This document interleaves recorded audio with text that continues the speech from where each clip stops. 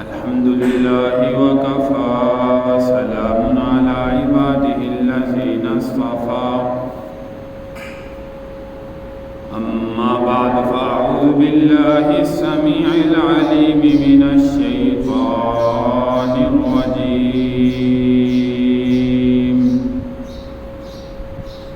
بسم الله وباسم عرش كتاب الله الرحمن الرحيم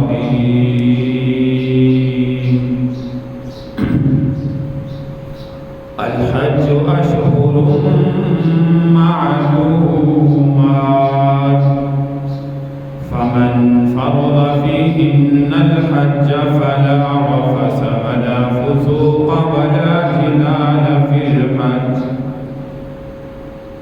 قال رسول الله صلى الله عليه وسلم من صام رمضان ثم أتبعه ستا من شوال كان كصيام الدهر أو كما قال عليه الصلاة والسلام رب اشرح لي صدري ويسر لي أمري واحلل عقدة من لساني يفقهوا قولي رب زدني علما رب زدني علما رب زدني علما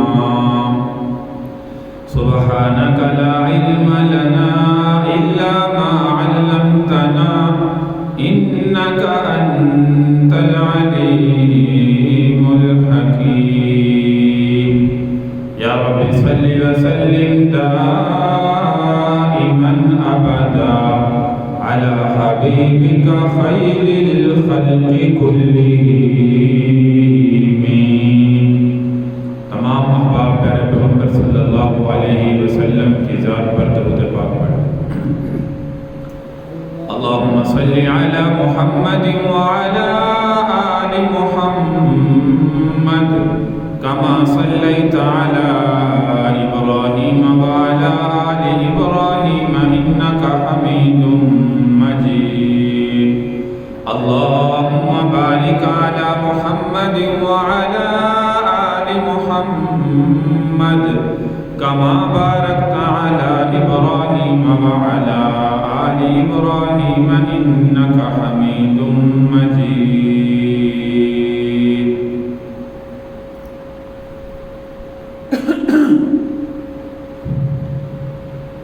اللہ تبارک و تعالیٰ کی ذات کا احسان اور شکر ہے کہ اس اللہ تبارک و تعالیٰ نے زندگی کے اندر ہمیں رمضان المبارک کا مہینہ نصیب کیا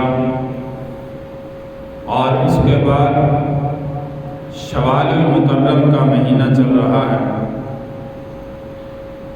شوال المکرم کے مہینہ کے اندر بھی یہ شوال کا مہینہ بہت سی فضیلتوں کا حامل ہے، جن میں سے سب سے بڑی فضیلت تو یہ ہے کہ رمضان المبارک کے مہینہ کے ختم ہوتے ہی یکم شوال المکرم کو اللہ تبارک و تعالی نے ہمیں خوشی کا دن عید الفطر کا دن یکم شوال المکرم کو عطا فرمایا، اور مسلمانوں کے لیے یہ دن خوشی کا تہوار کا خالق کائنات نے زندگی کے اندر جو ہے وہ نصیب کیا۔ مبارکباد کے ہیں مستحق وہ مسلمان جنہوں نے رمضان المبارک کے روزے رکھے اور تراویح کا قیام کرتے رہے، اللہ کی ذات کو راضی کرتے رہے، اللہ سے معافی مانگتے رہے۔ حدیث مبارکہ آپ کے سامنے بیان کی ہے، من صام رمضان ثم اتبعہ ستا من شوال کان کصیام الدہر۔ فرمایا جو مسلمان رمضان کے پورے مہینے کے روزے رکھے اور اس کے بعد 6 روزے شوال کے مہینے کے اندر رکھے، ایسا ہے جیسے اس نے پورا سال روزوں کے اندر گزار دیا۔ تو یہ بہت بڑی فضیلت ہے۔ شوال کا مہینہ چل رہا ہے، جن مسلمانوں نے رمضان کے پورے روزے رکھے ہیں، ایسے مسلمانوں کو چاہیے کہ وہ اس فضیلت کے اندر شامل ہوں، اس مہینے کے اندر بھی 6 شوال کے روزے جو ہے وہ ضرور رکھیں۔ جیسے رمضان کے لگاتار روزے ہیں، مستقل روزے ہیں، چاہے تو اس طریقے سے 6 رکھ لیں، یا پورے مہینے میں متفرق طور پر بھی رکھنا چاہیں تو یہ فضیلت کے اندر ایسا مسلمان شامل ہو جائے گا۔ یعنی ایک دن روزہ رکھ لیا، پھر 2 دن کے بعد پھر ایک رکھ لیا، پھر 1-2 دن چھوڑ کے پھر ایک روزہ رکھ لیا، پورے مہینے کے اندر 6 روزے جو مسلمان رکھے گا، حدیث مبارکہ کی روشنی میں وہ ایسا ہے جیسے کصیام الدہر۔ اب جب بھی زندگی میں رمضان کا مہینہ آئے اور جب بھی شوال کا مہینہ آئے، رمضان کے 6 روزے، رمضان کے پورے 30 روزے اور شوال کے 6 روزے جو مسلمان رکھتا رہے گا، وہ ایسا ہے جیسے ساری زندگی اس نے روزوں کے اندر گزار دی۔ تو کتنی بڑی فضیلت صرف 6 روزوں پر مل رہی ہے تو نفلی، لیکن نفلی اور فرض ملا کے پیارے پیغمبر صلی اللہ علیہ وسلم نے یہ فضیلت حدیث مبارکہ کے اندر جو ہے وہ ذکر فرمائی ہے۔ تو اس لیے جو ہے وہ مسلمانوں کو چاہیے جتنا ہو سکتا ہے وہ شوال کے 6 روزے بھی جو ہے وہ ضرور رکھیں اور اس فضیلت کے اندر جو ہے وہ داخل۔ پہلی فضیلت تو یہ شوال کی کہ یکم شوال کو اللہ نے ہمیں عید الفطر کا دن عطا فرمایا، اور دوسری فضیلت یہ شوال کے 6 روزوں کی جو حدیث مبارکہ کے اندر پیارے پیغمبر صلی اللہ علیہ وسلم نے ذکر فرمائی، اور تیسری فضیلت یاد رکھیے شوال المکرم کی، اس مہینے کے اندر بہت سے لوگ کہتے ہیں کہ یہ مہینہ جو ہے وہ منحوس ہے، جیسے سفر کے متعلق لوگوں کے وہم و گمان ہیں، خیالات ہیں، توہمات ہیں، اسی طرح شوال کے مہینے کے اندر بھی بہت سے لوگ کہتے ہیں کہ اس مہینے میں شادی نہیں کرنی چاہیے، اس مہینے میں کوئی اچھا کام نہیں شروع کرنا چاہیے، اس مہینے میں کاروبار نہیں شروع کرنا چاہیے۔ تو یاد رکھیے کہ شریعت مطہرہ کی روشنی میں اس کی کوئی حقیقت نہیں ہے، شریعت کی روشنی میں اس کی کوئی حقیقت نہیں ہے۔ اسلام کے اندر اس کا کوئی جو ہے وہ تصور نہیں کہ یہ مہینہ جو ہے وہ نحوست کا ہے۔ اللہ تبارک و تعالیٰ نے تمام ایام جو ہے وہ ہمیں عطا کیے ہیں، پورا سال، پورے مہینے 12، اسی طرح جو ہے وہ مہینوں کے ایام، تو یہ اللہ تبارک و تعالیٰ نے ہمیں جو ہے وہ عطا کیے ہیں۔ اس میں یاد رکھیے کسی بھی دن کے اندر کوئی نحوست نہیں، اور سب سے بڑی بات یہ کہ اس مہینے کے اندر چوتھی فضیلت سمجھیے کہ پیارے پیغمبر صلی اللہ علیہ وسلم کا جو حضرت عائشہ صدیقہ رضی اللہ تعالی عنہا کے ساتھ نکاح منعقد ہوا وہ اسی شوال کے مہینے میں، آپ کے ساتھ نکاح بھی اور رخصتی بھی پیارے پیغمبر صلی اللہ علیہ وسلم کی وہ اسی شوال کے مہینے میں ہوئی۔ تو اس لیے اس نسبت سے شادی بیاہ کرنا اپنی اولاد کے اور جو ہے وہ خود شادی بیاہ کرنا، یہ یاد رکھیے کہ یہ حضور علیہ الصلوۃ والسلام کی سنت بھی ہے شوال المکرم کے مہینے کے اندر۔ تو جو لوگ منحوس سمجھتے ہیں یا اس گھڑی کو اچھا نہیں سمجھتے، اس مہینے کو اچھا نہیں سمجھتے، یاد رکھو کہ وہ شریعت کے جو ہے وہ خلاف ہو جاتا ہے۔ اور جو دوسری بات میں نے ذکر کی شوال کے مہینے کی فضیلت کی کہ جو شوال کے 6 روزے اور رمضان کے پورے 30 روزے، اللہ تبارک و تعالیٰ پورے سال کے روزوں کا اجر و ثواب عطا فرماتا ہے۔ کلام مجید کے اندر اللہ فرماتے ہیں من جاء بالحسنۃ فلہ عشر امثالھا، کوئی بندہ ایک نیکی دنیا میں کرتا ہے اللہ 10 گنا اس کا اجر و ثواب عطا فرماتے ہیں۔ تو یاد رکھو کہ یہ 30 روزے اور 6 روزے یہ 36 روزے ہو گئے۔ اب 36 کو 10 کے ساتھ ضرب دیں تو یاد رکھو کہ وہ 360 بنتے ہیں، 360۔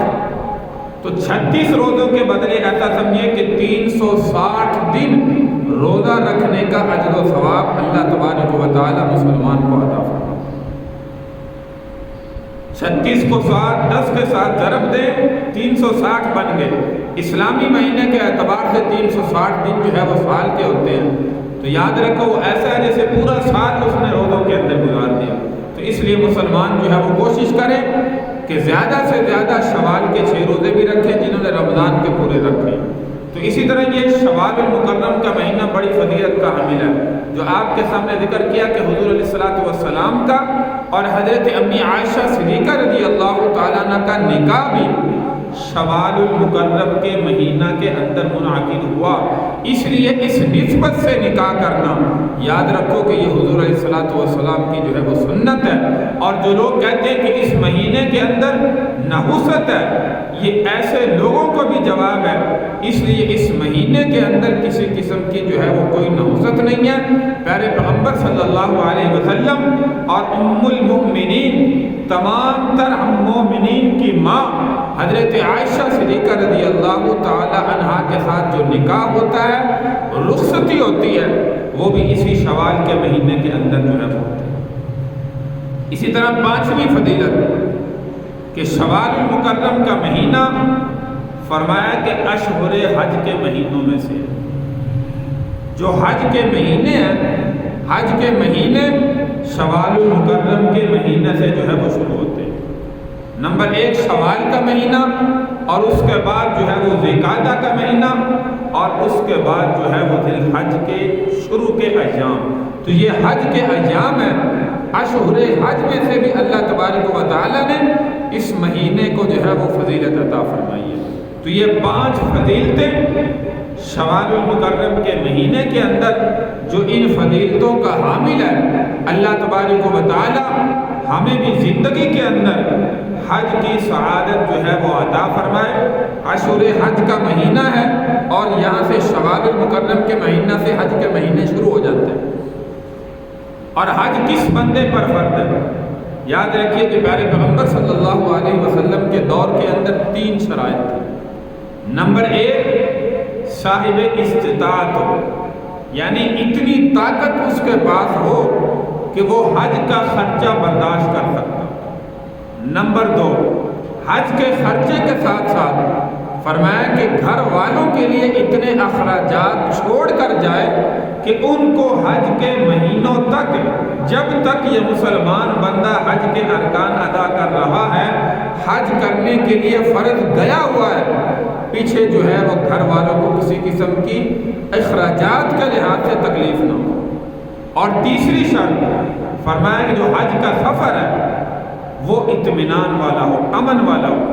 پیارے پیغمبر صلی اللہ علیہ وسلم کے دور کے اندر یاد رکھیے کہ بہت سے ایسے کافر تھے جو راستوں پر جو ہے وہ بیٹھ جاتے تھے، اور مسلمان جب حج کے لیے سواری پر جاتے تھے، کوئی ان کا مال بھی غصب کر لیتا، کوئی کسی کو تکلیف پہنچا دیتا۔ تو اس لیے اس وقت یہ شرط تھی کہ سفر حج جو ہے یہ بھی مطمئن ہونا چاہیے، اطمینان سے ہونا چاہیے، امن کا ہونا چاہیے، کسی قسم کی دشواری نہ ہو۔ تو آج کا چونکہ سفر کے حساب سے کوئی دشواری نہیں ہے، اس لیے یہ شرط جو ہے وہ منسوخ ہے۔ یہ دو شرطیں جس بندے کے اندر پائی جا رہی ہوں، سفر حج کا خرچ وہ اپنے سال کے اعتبار سے، اپنے وقت کے اعتبار سے جتنا ہو، جتنا بھی چل رہا ہو، اتنی طاقت بھی اس کے پاس موجود ہو، اور پیچھے اخراجات گھر والوں کے لیے اتنے چھوڑ کر جائے کہ ان کو کسی قسم کی جو ہے وہ تکلیف نہ ہو، تو یاد رکھیے کہ ایسے بندے پر جو ہے وہ حج فرض ہو جاتا ہے۔ زندگی میں کم از کم ایک مرتبہ جو حج فرض جب ہو، مسلمان کو جو ہے وہ ضرور کرنا چاہیے۔ یہ نہیں کہ حج فرض ہے اور مسلمان دوسرے کاروبار کرتا رہے، اپنی جو ہے وہ پراپرٹی بناتا رہے، زمینیں بناتا رہے، جائیدادیں بناتا رہے، اسی طرح پلاٹ خریدتا رہے اور دنیا داری میں لگا رہے، حتیٰ کہ اسی طرح دنیا سے چلا جائے۔ تو یاد رکھو ایسے مسلمان کے لیے حضور علیہ الصلوۃ والسلام نے وعید فرمائی، فرمایا جو صاحب استطاعت ہے، حج اس پر فرض ہے، اس کے باوجود بھی وہ حج نہیں کرتا، تو حضور علیہ الصلوۃ والسلام نے فرمایا کہ مجھے اس کی کوئی پرواہ نہیں، چاہے وہ یہودی ہو کر مرے یا نصرانی ہو کر مرے نہ ہو۔ اس سے کیا پتہ چلتا ہے؟ یہ پتہ چلتا ہے کہ شاید اس کا خاتمہ جو ہے وہ ایمان پر نہ ہو، اس کا خاتمہ ایمان پر نہ ہو۔ اسی لیے پیارے پیغمبر صلی اللہ علیہ وسلم نے یہ ارشاد فرمایا، مجھے کوئی پرواہ نہیں، چاہے وہ یہودی ہو کر مرے یا نصرانی ہو کر مرے۔ اس لیے میرے بھائی، اگر زندگی میں صاحب استطاعت بن جائیں تو اپنی زندگی کے اندر حج ایک مرتبہ، حج فرض ایک دفعہ ہی ہے، دوبارہ آپ جتنی مرتبہ بھی کریں گے فرض ادا ہو گیا، آپ کو نفلی ہے۔ تو اس لیے زندگی میں جب حج فرض ہو جائے تو ایک مرتبہ کم از کم جو ہے وہ زندگی میں حج جو ہے وہ ضرور ادا کریں۔ دنیا کے کام، دنیا کے کاروبار، دنیا کی مشاغلت، دنیا کی جو ہے وہ رونقیں، یہ تو میرے بھائی چلتی رہیں گی، ہم زندہ رہیں گے پھر بھی، ہم دنیا سے چلے گئے پھر بھی چلتی رہیں گی۔ اس لیے جب آپ صاحب استطاعت بن جائیں، آپ کے پاس اتنی طاقت موجود ہے، تو زندگی میں کم از کم حج جو ہے وہ ضرور ادا کریں۔ اور حج کے ادا کرنے کا اجر و ثواب کیا ہے؟ فرمایا جو مسلمان فرض حج ادا کرتا ہے، ارکان کی پابندی کرتے ہوئے، وہاں پہ جا کر خیال کرتے ہوئے، شرائط کے ساتھ، احکام کے ساتھ، فرمایا جب حج کے ارکان سے مسلمان فارغ ہوتا ہے، اللہ تبارک و تعالیٰ اس کی زندگی کے تمام تر گزشتہ گناہوں کو معاف فرما دیتا ہے۔ کوئی چھوٹی فضیلت نہیں۔ اور حدیث مبارکہ میں فرمایا کہ یہ گناہوں سے ایسے پاک صاف ہو جاتا ہے جیسے ابھی ماں کے پیٹ سے پیدا ہوا ہے۔ اب یہ اگلی زندگی جو شروع کرے گا سمجھو نئی زندگی شروع کر رہا ہے۔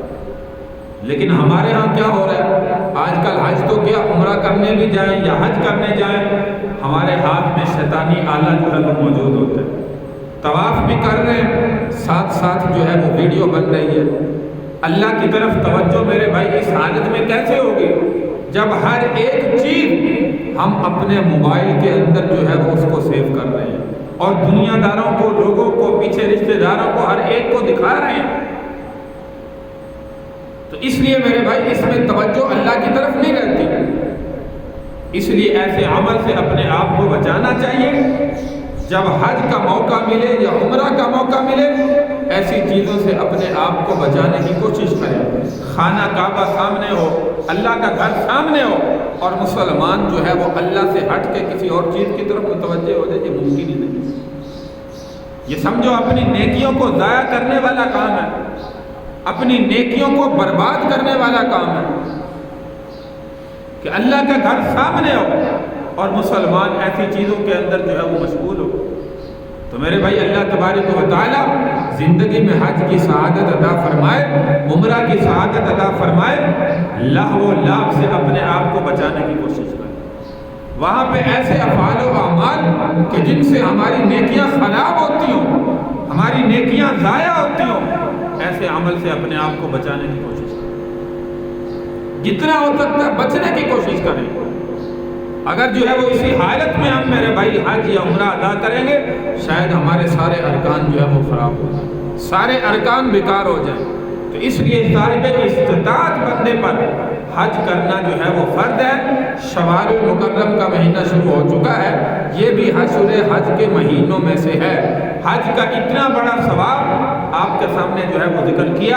اس لیے جب بھی صاحب استطاعت ہو، آپ مالدار ہیں، صاحب نصاب ہیں، صاحب استطاعت ہیں، سب سے پہلے حج کی نیت جو ہے وہ ضرور کریں اور حج کرنے کے لیے جائیں، تاکہ اللہ تبارک و تعالیٰ جو وعید پیارے پیغمبر صلی اللہ علیہ وسلم نے ذکر فرمائی ہے، اس وعید سے ہم بچنے والے بنتے ہیں۔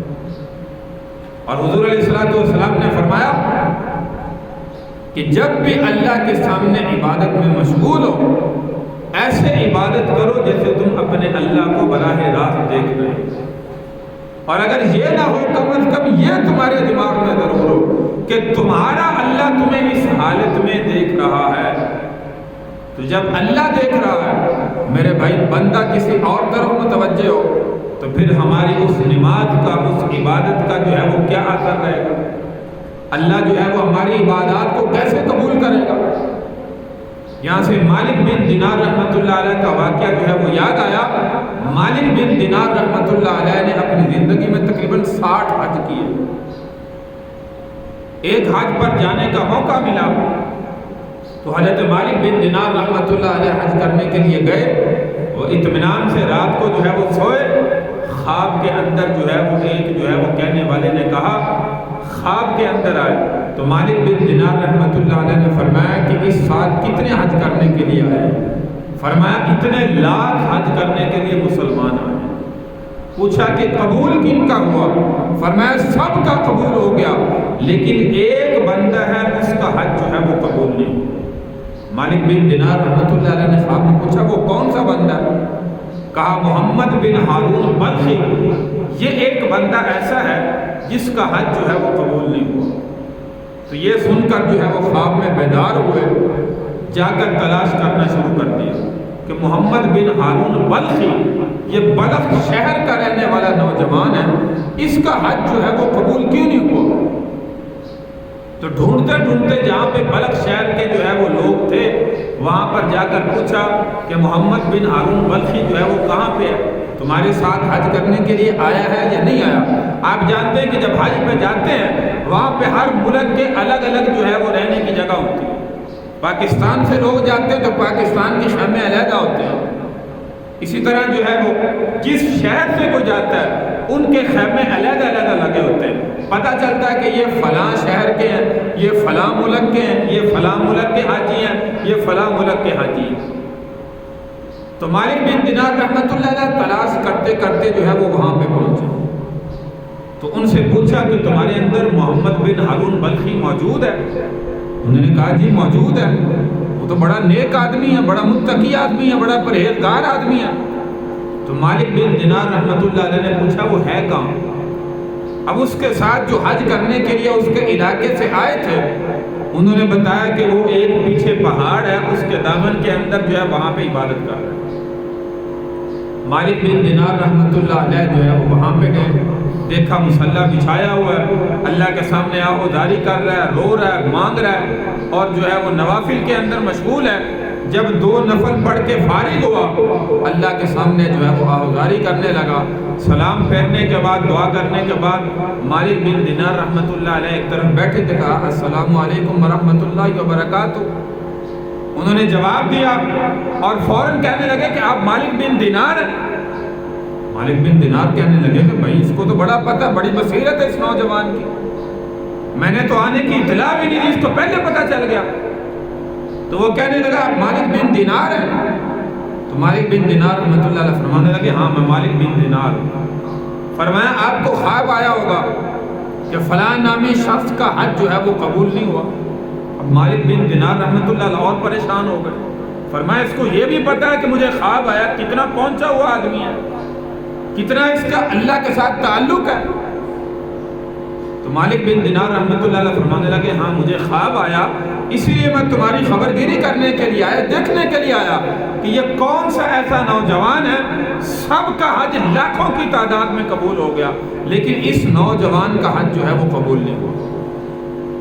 تو اب وہ کہنے لگے کہ آپ جو ہے وہ آپ کو خواب آیا، فرمایا مجھے 24واں حج ہے، 24واں حج، 24 سال ہو گئے مجھے حج کرنے کے لیے میں آتا ہوں، ہر سال کوئی نہ کوئی اللہ کا نیک بندہ آ کے مجھے یہ خواب بتلاتا ہے اور کوئی آ کر جو ہے وہ کہتا ہے کہ تمہارا حج جو ہے وہ قبول نہیں ہوا۔ فرمایا آپ جو ہے وہ پہلے آدمی نہیں ہیں، بلکہ ہر سال مجھے یہ آ کر لوگ بتاتے ہیں، جو اللہ کا نیک بندہ ہوتا ہے وہ آ کر کہتا ہے کہ تمہارا حج قبول نہیں ہوا۔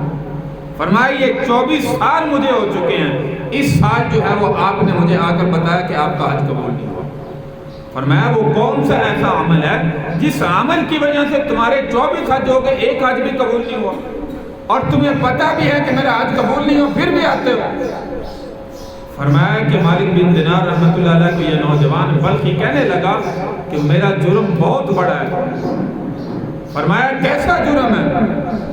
تو یہ نوجوان کہنے لگا کہ میں اپنی والدہ کا نافرمان ہوں، اپنی والدہ کا نافرمان ہوں۔ فرمایا زندگی کے اندر مجھے نشے کی عادت تھی، شراب کا عادی تھا، شراب کے نشے میں اکثر گھر آتا تھا۔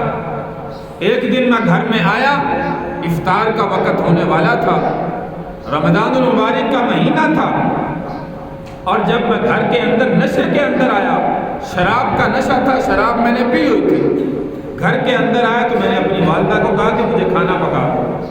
والدہ نے کہا شرم کر، ایک تو خود تو روزہ رکھتا نہیں، روزے کی حالت میں رمضان میں بھی تو نشہ کرتا ہے، شراب پیتا تو شرم نہیں آتی؟ اور دوسروں کے روزے بھی خراب کرتا ہے۔ تو یہ نوجوان مالک بن دینار رحمۃ اللہ علیہ کو اپنا واقعہ سنا رہا ہے، کس وجہ سے میری حج قبول نہیں ہوتی۔ تو کہنے لگا کہ میں نے اپنی والدہ کو کہا کہ مجھے روٹی پکا کر دو، نشے میں تھا۔ والدہ نے کہا شرم کر، دوسروں کے روزے بھی خراب کرتا ہے، رمضان المبارک کے مہینے کا خیال کر لے، سارا دن شراب پی پی کے شام کو جو ہے وہ گھر میں آ کر کہتا ہے روٹی پکا کر دو۔ تو کہتا ہے کہ اس بات پر مجھے غصہ آیا، میں نے اپنی والدہ کو زور سے تھپڑ مارا، جس کی وجہ سے میری والدہ تندور کے اندر جلتے ہوئے تندور میں گر گئی۔ لوگ بھاگ کر آئے اور مجھے آ کر جو ہے وہ کمرے کے اندر بند کر دیا۔ میری والدہ جو تندور کے اندر گری تھی، راتوں رات اس کی تاب نہ لاتے ہوئے دنیا سے رخصت ہو گئی، اور میں ساری رات کمرے میں بند رہا، اپنے نشے میں رہا، مجھے کوئی پتہ نہیں کہ گھر میں کیا ہو رہا ہے۔ صبح کو جب مجھے ہوش آیا تو میں باہر، جب دروازہ کھلا میرا، تو میں نے دیکھا کہ میری بیوی بھی کپڑے وغیرہ باندھ کر جو ہے وہ گھر چھوڑ کر جا رہی تھی۔ میں نے کہا کہاں جا رہی ہو؟ تو میری بیوی نے کہا کہ جو اپنی والدہ کا نہیں ہو وہ میرا کیا ہو؟ جس والدہ نے تجھے پیٹ میں رکھا، تجھے پرورش کی اور تجھے جوان کیا، وہ والدہ کا تو نہیں ہوا تو میرا بیوی کا کیا بنے گا؟ فرمایا وہ بھی گھر چھوڑ کر چلی گئی۔ میں نے کہا میری والدہ کہاں ہے؟ تو بتایا کہ تمہاری والدہ کو تو رات ہی لوگوں نے دفن کر دیا تھا، وہ تو دنیا سے رخصت ہو چکی ہے۔ تو کہنے لگا کہ میرے دل پر اتنی چوٹ لگی جب مجھے ہوش آیا کہ میرے اس عمل کی وجہ سے میری ماں دنیا چھوڑ کر چلی گئی، میری بخشش کیسے ہو گئی؟ تو جب مالک بن دینار رحمۃ اللہ علیہ نے یہ واقعہ اتنا سنا تو مالک بن دینار رحمۃ اللہ علیہ نے بھی زور سے اس نوجوان کو تھپڑ مارا اور کہا تجھ جیسے بد نصیب کی حج کیسے قبول ہو سکتی ہے؟ تجھ جیسے بد نصیب کی تو ایک عبادت بھی قبول نہیں ہو سکتی، تمہاری حج جو ہے وہ کیسے قبول ہوگی؟ اتنا بڑا ماں باپ کا تو نافرمان تھا کہ تیری والدہ دنیا چھوڑ کے تیری وجہ سے چلی گئی۔ فرمایا واقعتاً تو ہے اسی کے لائق۔ تو میرے بھائی والدین کا نافرمان اتنی بڑی سزا، اسی لیے کہا جاتا ہے کہ بد نصیب ہے وہ مسلمان جس نے زندگی میں اپنے بوڑھے والدین کو پایا، ان کی خدمت کر کے جو ہے وہ جنت کو حاصل نہ کر سکتا۔ تو یہ نوجوان کہنے لگا کہ جب مجھے صبح ہوش آیا، مجھے پتا چلا کہ میری والدہ دنیا چھوڑ کر جا چکی ہے میرے عمل کی وجہ سے، تو کہتے ہیں کہ میں نے وہ ہاتھ جس سے اپنی ماں کو تھپڑ مارا تھا، وہ فوراً کلہاڑی سے میں نے اپنا ہاتھ جو ہے وہ کاٹ دیا۔ اس وقت مالک بن دینار نے دیکھا اس کا ایک ہاتھ کٹا ہوا تھا، تو کہنے لگا اس وقت سے یہ 24 سال ہو گئے میں ہر سال حج کرنے کے لیے آتا ہوں، اور ہر سال کوئی نہ کوئی اللہ کا نیک بندہ حج کے ایام میں مجھے آ کر ملتا ہے اور یہ کہتا ہے کہ تمہارا حج قبول نہیں ہوا، باقی سب کا حج قبول ہوا۔ تو آپ میرے لیے دعا کریں اللہ مجھے معاف فرما دے، میری حج جو ہے وہ قبول فرما دے۔ مالک بن دینار کہنے لگے تجھ جیسے بد نصیب کی حج کبھی قبول نہیں ہو سکتی، تجھ جیسا بد نصیب دنیا میں زندہ ہے، تمہاری کوئی عبادت نہیں ہے جس کی وجہ سے والدہ دنیا سے اس حالت میں رخصت ہو گئی۔ تو کہنے لگے کہ مالک بن دینار رحمۃ اللہ علیہ یہاں سے اٹھ کے جو ہے وہ چلے گئے، رات کو سوئے، خواب کے اندر پیارے پیغمبر صلی اللہ علیہ وسلم کی زیارت نصیب ہوئی۔ مالک بن دینار رحمۃ اللہ علیہ کو فرمایا تو نے میرے بندے کو مایوس کر دیا۔ فرمایا اللہ تبارک و تعالیٰ تو بندے کی بخشش کو قبول کرنے والے ہیں۔ مالک بن دینار کہنے لگے یا رسول اللہ وہ والدہ کا نافرمان تھا، اس کی بخشش کیسے ہو سکتی ہے؟ دنیا میں اس کی وجہ سے اس کی ماں دنیا سے رخصت ہو گئی، آپ کہتے ہیں کہ میں نے مایوس کر دیا، یہ اتنا بڑا نافرمان انسان ہے، اس کی بخشش جو ہے وہ واقع نہیں ہونی چاہیے۔ تو حضور علیہ الصلوۃ والسلام نے فرمایا اللہ تبارک و تعالیٰ آخرت میں اس کی ماں کی وجہ سے ہی اس کی بخشش کا فیصلہ فرمائے۔ مالک بن دینار کہنے لگے یا رسول اللہ یہ کیسے ممکن ہے؟ جس نے ماں کو اتنا درد دیا اور جس کی وجہ سے ماں دنیا سے رخصت ہوئی، آپ فرما رہے ہیں کہ ماں کی وجہ سے بخشا جائے گا، وہ کیسے؟ حضور علیہ الصلوۃ والسلام نے فرمایا یہ اللہ کے دربار میں آئے گا، اللہ کے سامنے اس کی ماں اس کے خلاف مقدمہ درج کرے گی اور کہے گی یہ میرا بیٹا نافرمان ہے، جس نے مجھے دنیا میں تھپڑ مارا تھا، میں تندور میں اور اس کے نشے کی وجہ سے، اس کے عمل کی وجہ سے میں نے دنیا کو چھوڑ دیا تھا۔ فرمایا اس وقت اللہ کے دربار میں یہ مقدمہ درج کرے گی، اللہ اس نوجوان کو سامنے بلائے گا، محمد بن ہارون بلخی کو، اور کہے گا کہ تیری سزا آج یہی ہے کہ تجھے جہنم کے اندر ڈالا جائے۔ جب فرشتوں کو اللہ حکم فرمائے گا، فرشتے اس کو گھسیٹ کر جہنم میں لے جا رہے ہوں گے، یہ نوجوان پیچھے مڑ کے اپنی ماں کی طرف دیکھے تو ماں کے دل پر کوئی اثر نہیں ہوگا۔ پھر جاتے جاتے دوسری مرتبہ دیکھے گا، پھر تیسری مرتبہ دیکھے گا اور کہے گا کہ اماں میں تیرا بیٹا ہوں، نافرمان ہوں، دنیا میں میں نے تجھے بڑا دکھ دیا، بڑی تکلیف دی، لیکن آج ہمیشہ ہمیشہ مجھے یہ فرشتے جہنم کی آگ میں ڈالنے لگے ہیں۔ ماں کہے گی میں نے اپنے بیٹے کو معاف کیا، میرے بیٹے کو چھوڑ دو، میں اس کی بخشش کا فیصلہ۔ ماں کا دل میرے بھائی اتنا نرم ہوتا ہے، ماں کہے گی میں نے اپنے بیٹے کو آج معاف کیا، اللہ کے دربار کے اندر یہ اعلان کرے گی تو اللہ فرمائے گا جب ماں نے معاف کر دیا، اللہ کہے گا میں نے بھی اس کی ماں کی وجہ سے معاف کر دیا، جہنم کے بجائے اس کو جنت کے اندر داخل کر دیا۔ تو میرے بھائی اتنی عبادت گزار بندہ دنیا میں کہتے ہیں جب سے اس نے ماں کے ساتھ یہ سلوک کیا، ساری رات نفل پڑھنے میں، قرآن کی تلاوت میں، اللہ سے معافی مانگنے میں، اور ہر سال حج کرنے کے لیے آتا کہ شاید اللہ یہ میرا گناہ معاف فرما دے۔ ساری زندگی میں گناہ معاف نہیں ہوا، آخرت کے اندر اس کی ماں کی وجہ سے جو ہے وہ اس کی بخشش کا فیصلہ ہو۔ تو اس لیے میرے بھائی اگر بوڑھے والدین دنیا میں زندہ ہیں، ان کی قدر کرنے والے بنے، ان کی خدمت کر کے جنت کو حاصل کرنے والے بنے۔ اسی لیے پیارے پیغمبر صلی اللہ علیہ وسلم نے فرمایا جنت ماں کے قدموں کے نیچے اللہ نے رکھی ہے۔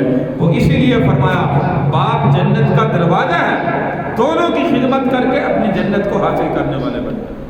لیکن جو دنیا میں ستاتے ہیں والدین کو، یاد رکھیے کہ پھر ان کا انجام ایسے ہوتا ہے، دنیا کے اندر بھی جو ہے وہ اللہ تبارک و تعالیٰ ذلیل و رسوا کرتے ہیں، آخرت کے اندر بھی اس طرح کا جو ہے وہ انجام ہوتا ہے۔ تو اس لیے میرے بھائی جن کے والدین دنیا میں زندہ ہیں ان کی خدمت کریں، اگر دنیا سے چلے گئے ہیں ان کے ایصال ثواب کے لیے، ان کی بخشش کے لیے دنیا میں اچھے کام کریں، صدقہ جاریہ کے طور پر استعمال ہو، اپنے بڑوں کے لیے، والدین کے لیے صدقہ جاریہ بنے۔